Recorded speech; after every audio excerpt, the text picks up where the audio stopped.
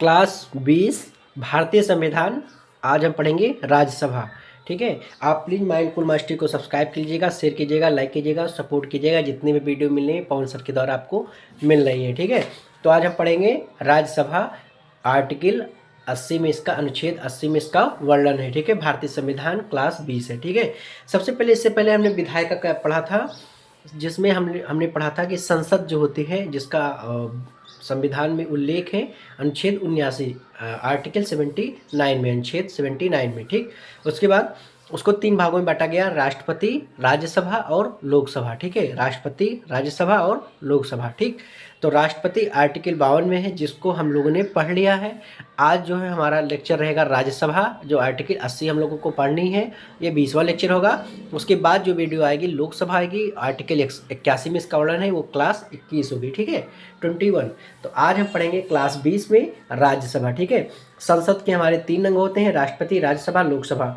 Article 52, 80, 81 और 79 में इसका वर्णन है। 79, 80, 81 में वर्णन है। तो राष्ट्रपति हम लेके पढ़ लिया है, आज हम पढ़ेंगे राज्यसभा। ठीक है, आप देखिए राज्यसभा, इसका पहले हम नाम जानते हैं कि क्या क्या नाम होता है। ठीक है, तो उसको बोलते हैं उच्च सदन। क्या बोलेंगे? उच्च सदन।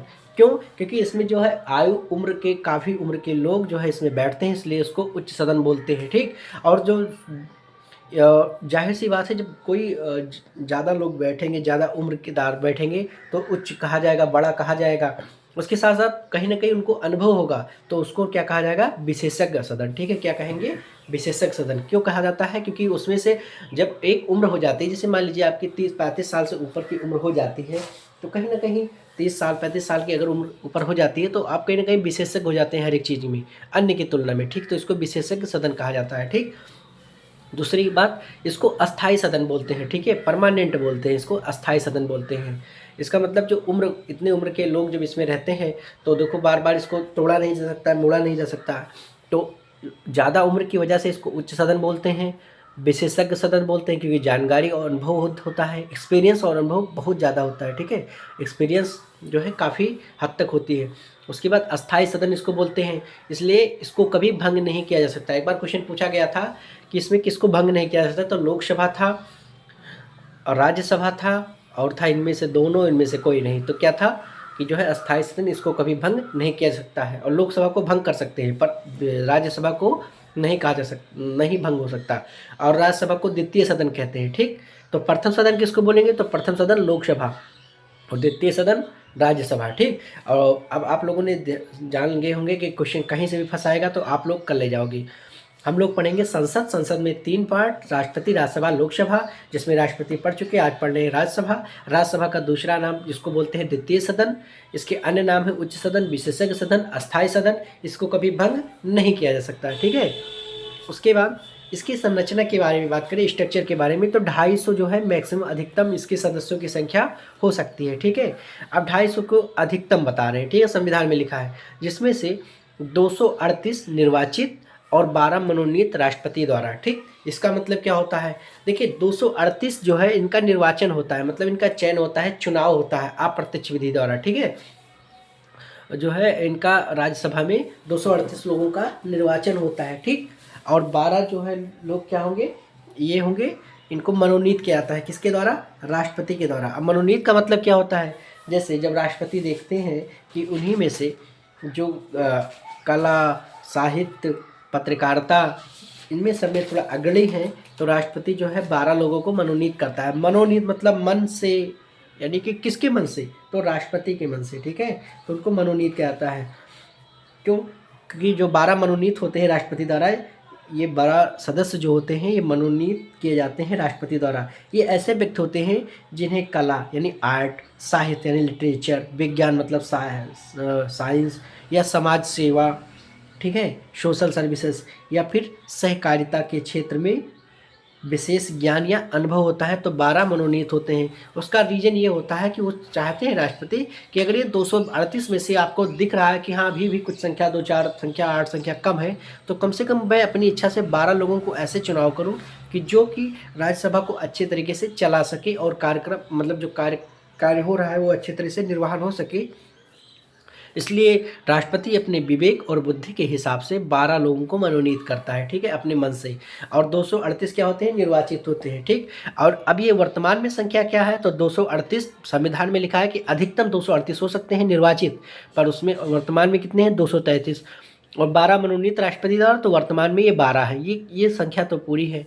ये राष्ट्रपति अपने 12 जो है लोगों को करे हैं 233। अब दोनों को जोड़ोगे तो कितना हो जाएगा, 245, ये अधिकतम, ठीक।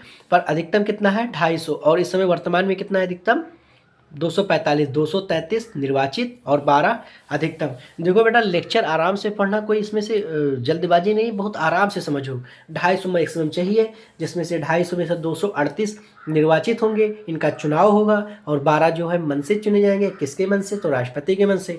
238 में से प्रेजेंट टाइम में, इस समय वर्तमान में 2026 में जो स्थिति है 233 है, और 12 जो है मनोनीत वर्तमान में है, तो दोनों को मिला लोगे तो 245। अभी भी इसमें से जो 238 में से 5 घट रहे हैं, अगर यही 5 हो जाएंगे तो मैक्सिमम की संख्या पूरी हो जाएगी, ठीक। अब हम पढ़ते हैं, राज्यसभा में राज्य द्वारा एवं केंद्र शासित प्रदेशों द्वारा सदस्य चुनकर भेजे जाते हैं, ठीक है। यानी जो ये 233 हैं, या मतलब जो राज्यसभा में जो 250 संख्या है, ये कहाँ से जाएंगे, तो राज्य के द्वारा और केंद्र शासित प्रदेश के द्वारा सदस्य चुनकर भेजे जाते हैं, ठीक है। आप इसको ध्यान में रखिएगा। उसके बाद कहाँ से होंगे, देखो भाई, केंद्र शासित प्रदेश और जो राज्य यहीं से तो चुन के जाएंगे, कहाँ, राज्यसभा में, ठीक। निर्वाचन क्या होगा, राज्य और केंद्र शासित प्रदेश, ठीक है, राज्य और केंद्र शासित प्रदेश से इनका चुनाव होता है। अब राज्य में जितने राज्य हैं भारत की, वो पूरे आ जाएंगे, और संघ शासित प्रदेश में 2 ही आएंगे, एक दिल्ली और एक पुडुचेरी, ठीक है। दिल्ली और पुडुचेरी को लिया गया है। अन्य जैसे लक्षद्वीप, दमनदीप, ठीक है, ये सब जो है इनको नहीं लिया गया है, ठीक है, जो प्रतिनिधित्व नहीं करते हैं। जैसे अंडमान निकोबार एक हो गया, चंडीगढ़ हो गया, दादर व नागर हवेली, दमन दीव, लक्षद्वीप, ऐसे जो ये सब राज्य हैं, इनका जो है इनको अलग कर दिया है, ठीक है। और इनका चुनाव कैसे होता है, अप्रत्यक्ष द्वारा होता है। कैसे होता है, अप्रत्यक्ष होता है, मतलब जनता सीधा वोट राज्यसभा सदस्य को नहीं देती है, ठीक। जनता किसी को चुनती है, और जिसको हम लोग चुनते हैं वो किसी और को चुनते हैं, और ये चुनना चुनाना लगा रहता है, ठीक है। तो अप्रत्यक्ष विधि राज्यों के विधानसभा द्वारा, ठीक है, राज्यों का जो विधानसभा होता है वहाँ से जो है इनका चुनाव होता है, वहीं से जो है राज्यसभा सदस्य जो है बनते हैं, ठीक है, अप्रत्यक्ष विधि द्वारा। मनोनयन द्वारा 12 सदस्य होते हैं, ठीक। तो 238 होंगे अप्रत्यक्ष राज्यों की विधानसभा द्वारा, और 12 होंगे मनोनयन द्वारा, ठीक। अब देखिए, ये दोनों मिला के होंगे 250, पर इस समय प्रेजेंट टाइम में 233 और 12 मिला के 245। योग्यता क्या होनी चाहिए, तो योग्यता जो होनी चाहिए वो 30 वर्ष की आयु होनी चाहिए। योग्यता, उम्र कितनी होनी चाहिए, 30 साल की आयु होनी चाहिए योग्यता। और कार्यकाल कितना होना चाहिए, तो ये 6 साल का इनका कार्यकाल होता है, ठीक है, 6 साल का कार्यकाल होता है।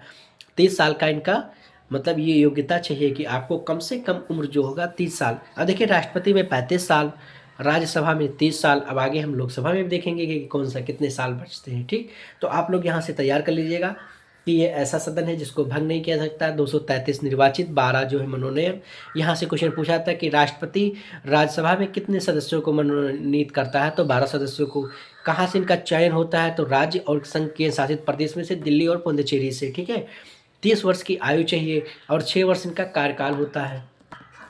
देखिए क्वेश्चन कहाँ से फंसाता है, पूछेगा कि कार्यकाल कितना होता है। आपको पता है, प्रधानमंत्री 5 साल, राष्ट्रपति 5 साल, उपराष्ट्रपति 5 साल, लोकसभा 5 साल, तो ऐसे ही लगा देते हैं सब लोग। विधायक भी 5 साल, तो ऐसे राज्यसभा में भी 5 साल लगा देते हैं, और वहीं गलती हो जाती है, क्योंकि यहीं पे क्वेश्चन बनता है कि अन्य सबका तो 5 साल होता है मैक्सिमम, परंतु राज्यसभा का 6 वर्ष होता है, ठीक। अब अनुसूची 4 में क्या वर्णन है, जनसंख्या के अनुसार सीटों की संख्या निर्धारित होती है, ठीक है। अनुसूची 4 में क्या कहता है, जनसंख्या के अनुसार सीटों का संख्या निर्धारण होना चाहिए, जनसंख्या के अनुसार होगी। देखिए, यूपी में मैक्सिमम है, कितना होगा, 31, ठीक। तो यूपी में, जैसे हमने कुछ राज्यों के लिखे हैं, सारे के नहीं लिखे हैं, ठीक। तो यूपी में मैक्सिमम कितने हैं, 31 हैं, ठीक है।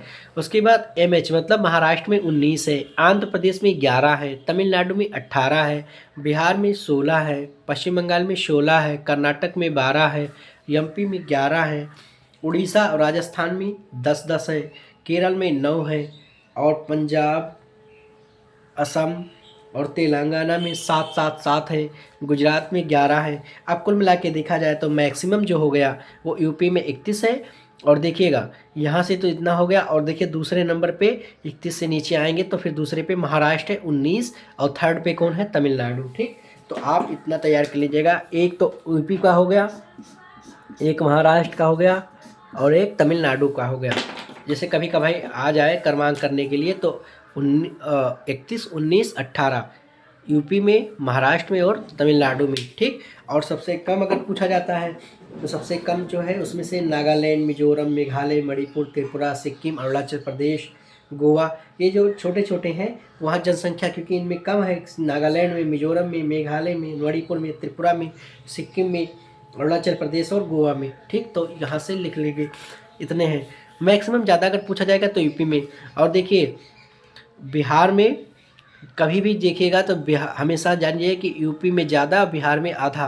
तो 31 का आधा होगा 15.5, यानी 0.5 जोड़ देंगे तो 16 हो जाएगा। ठीक, तो इसी के अनुसार हम लोग इसको भी याद कर लेते हैं। ठीक है, 16 कहाँ होगा, बिहार में होगा। ठीक, यानी कि यूपी का हमेशा आधा ही होता है।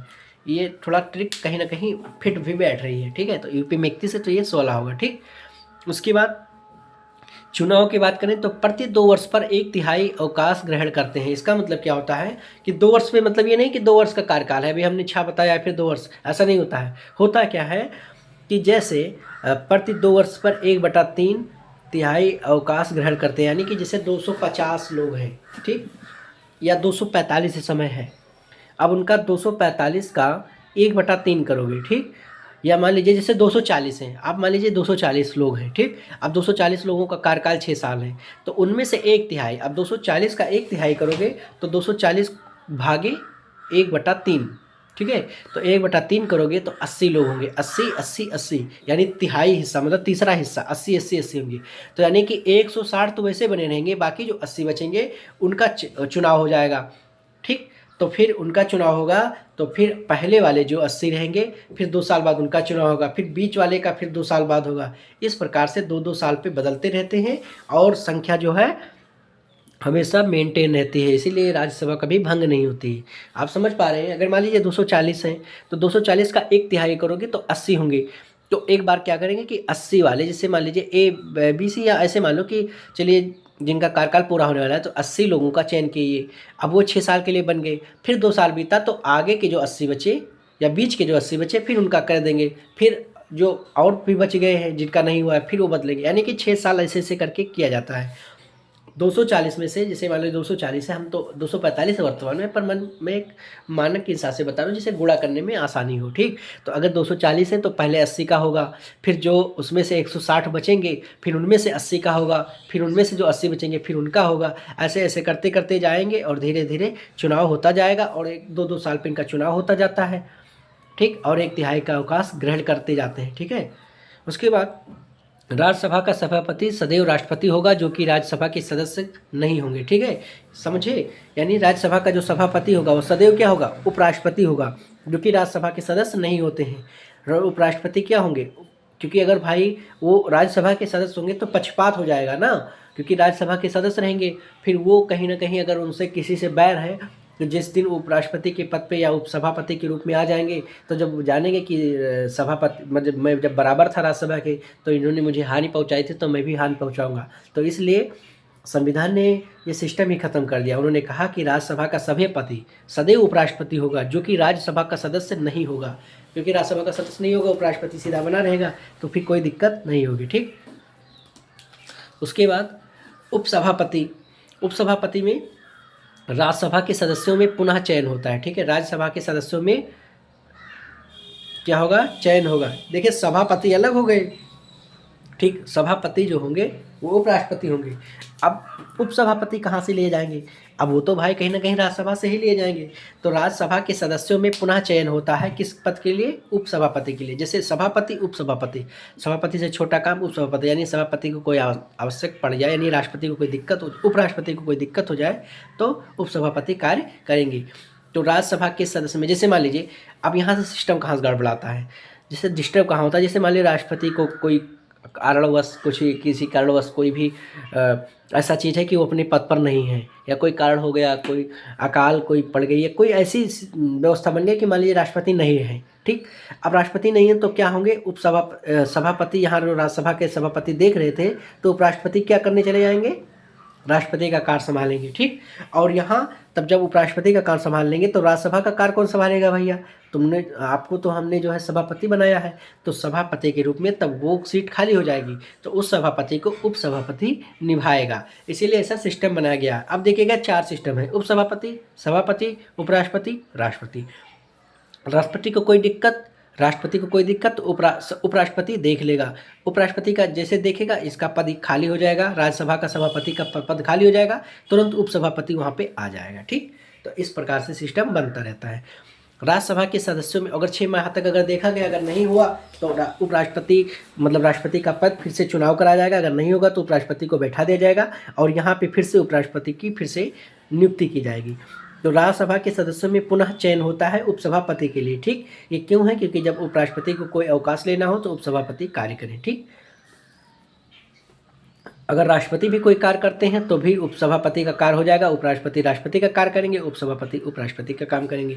तो राज्यसभा सदस्य में पुनः चयन होता है। फिर विशेष क्या है, अनुच्छेद 249 क्वेश्चन यहाँ से बहुत बार बने हैं। राज्यसभा 2/3 बहुमत अगर पारित कर दे तो वो राज्य सूची का विषय राष्ट्रीय महत्व का है, तो इस विषय पर केंद्र सरकार कानून बना सकती है। मतलब समझे, यानी कि राज्यसभा में इतनी पावर होती है कि 2/3, यानी जैसे मान लीजिए राज्यसभा में 245 है, हम आसानी के लिए 240 समझ लेते हैं, ठीक है, 5 सीट हम घटा देते हैं, तो 240 का 2/3, तो 240 को 2/3 करेंगे तो 160 आएगा, क्योंकि 80 80 80, तो 80 80 यानी 2 160 लोग मिल के, ठीक है, अगर 240 लोग सेलेक्ट हैं उसमें से 160 लोग से ऊपर बहुमत पारित कर दें, मतलब कोई बिल आया उस पर कानून बना दे जो कि वो जो राज्य सूची का विषय हो, राष्ट्रीय महत्व का है, तो इस विषय पर केंद्र सरकार कानून बना सकती है, ठीक है। तो ये पावर राज्यसभा को होती है अनुच्छेद 249 के तहत। बहुमत का होना आवश्यक है, ठीक है। बहुमत का मतलब ये हो जाता है कि हाँ कहीं ना कहीं इस बात में कोई दम है या कोई चीज़ है कि वास्तव में इतने बुजुर्ग और वृद्ध लोग कहा जाता है, इसलिए इनको वृद्ध भी सदन बोलते हैं कि बूढ़े वृद्धों का सदन। अब देखिए अनुच्छेद 312 में क्या कहा जाता है, अखिल भारतीय सेवाएं केवल राज्यसभा को पहले हक है, यह 2/3 से पारित करे तभी मान्य होगा। यानी अखिल भारतीय सेवाएं यानी कि IAS, IPS, IFS, Indian administration service, Indian police service, Indian foreign service, ठीक है। यानी अखिल भारतीय सेवाएं ये होती हैं, तो इनमें जो है केवल राज्यसभा को पहले हक है, या 2/3 से पारित कर दे तभी मान्य होगा, ठीक। यानी इनको पहले हक है, अगर इनमें कोई कानून बनता है तो 2/3 से अगर ये पारित कर दे तभी मान्य होगा। क्यों ना हो, क्योंकि इसमें बुजुर्ग और अनुभवी एक्सपीरियंस उम्रदार के लोग रहते हैं, 30 साल के जो है 30 साल से ऊपर के उम्र के होते हैं, ठीक। तो उनको अनुभव काफ़ी अच्छा होता है। तो IAS, IPS, IFS के बारे में अगर 2/3 मतलब 240 मान लीजिए है तो 160 से ऊपर होंगे तो आराम से कर ले जाएंगे, ठीक। उसके बाद उपराष्ट्रपति पर महाभियोग पर पहला अधिकार राज्यसभा का होगा, यानी उपराष्ट्रपति पर अगर लगती है, उपराष्ट्रपति पर महाभियोग लगाया जाएगा तो उस पर पहला अधिकार किसका होगा, राज्यसभा का होगा, ठीक। क्योंकि राज्यसभा के लोग वृद्ध हैं और ये अनुभवी हैं, ये इनको जो है हटाने का अधिकार पहले इनको ही मिलेगा, उपराष्ट्रपति को, ठीक। उसके बाद धन विधेयक के बारे में, लोकसभा से पारित होने के बाद राज्यसभा का 14 दिन के लिए पारित के लिए भेजा जाएगा। यानी लोकसभा से पहले पारित होने के बाद कहाँ आएगा, कोई बिल आएगा जैसे धन विधेयक है तो वो सबसे पहले लोकसभा से पारित होने के बाद राज्यसभा को जाएगा और राज्यसभा में 14 दिन तक के लिए पारित के लिए भेजा जाएगा, कि 14 दिन के लिए इनको समय दिया जाएगा कि आप इसको पारित कर दें, ठीक है। राज्यसभा सदस्य जो प्रधानमंत्री बने, ठीक, कौन है जो प्रधानमंत्री बने जो राज्यसभा सदस्य थे, तो इंद्रदेव गुज्जर सिंह। अब इसको हम ऐसे जानते हैं, इंदिरा गांधी, HD देवगौड़ा, IK गुजराल, मनमोहन सिंह, ठीक है, डॉक्टर मनमोहन सिंह। अब यहाँ इंद्र मतलब इंदिरा गांधी, देव मतलब देवगौड़ा, इंद्रदेव, गुज्जर मतलब गुजराल, सिंह मतलब मनमोहन सिंह, ठीक। तो ये 4 ऐसे थे जो राज्यसभा के सदस्य थे, वो प्रधानमंत्री बने। तो Indradev Gujjar Singh, Indira Gandhi, HD Devegowda, IK Gujral, doctor Manmohan Singh, ठीक। तो ये जो थे प्रधानमंत्री बने। अब और पॉइंट देख लेते हैं इसमें से, राष्ट्रपति वर्ष में कम से कम 2 बार राज्यसभा का अधिवेशन बुलाता है। ठीक है, राष्ट्रपति कम से कम कितनी बार बुलाते हैं? 2 बार राज्यसभा का अधिवेशन बुलाते हैं। किनको अधिकार है? तो राष्ट्रपति को अधिकार है, ये राज्यसभा का अधिवेशन बुलाते हैं। राज्यसभा का पहला गठन कब हुआ था? 3 अप्रैल 1952 में। हो सकता है कभी कभार क्वेश्चन घुमा दे। ठीक, राज्यसभा का पहला गठन 3 अप्रैल 1952 और पहली बैठक 13 मई 1952 में हुई थी, यानी कि अप्रैल के बाद, यानी कि 1 महीने बाद, 1 महीना 10 दिन बाद जो है बैठक करा दी गई थी, यानी कि 40 दिन बाद। 1952 अप्रैल से मई में हो गया, 3 से 13 हो गया। ठीक, उसके बाद राज्यसभा में प्रतिनिधित्व कौन कौन से नहीं है? तो अंडमान निकोबार, चंडीगढ़, दादर व नागर हवेली, दमन दीव और लक्षद्वीप। ठीक, तो ये राज्य थे।